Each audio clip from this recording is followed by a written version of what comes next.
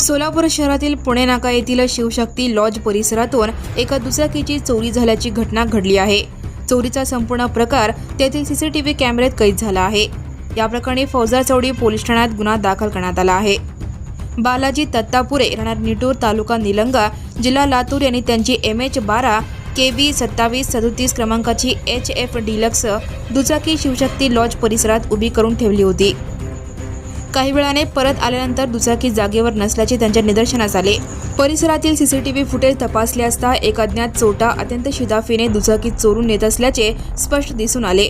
घटनेमुळे परिसरात नागरिकांमध्ये भीतीचे वातावरण निर्माण झाले आहे। वाहन चोरीच्या वाढत्या घटनांबाबत चिंता व्यक्त केली जात आहे। सीसीटीव्ही फुटेजच्या आधारे पोलिसांनी संशयिताचा शोध सुरू केला आहे। आरोपीला लवकरच पकडले जाईल असा विश्वास पोलिसांनी व्यक्त केला आहे। पुढील तपास फौजदार चौडी पोलीस करीत आहेत। Now and press the bell icon. Never miss a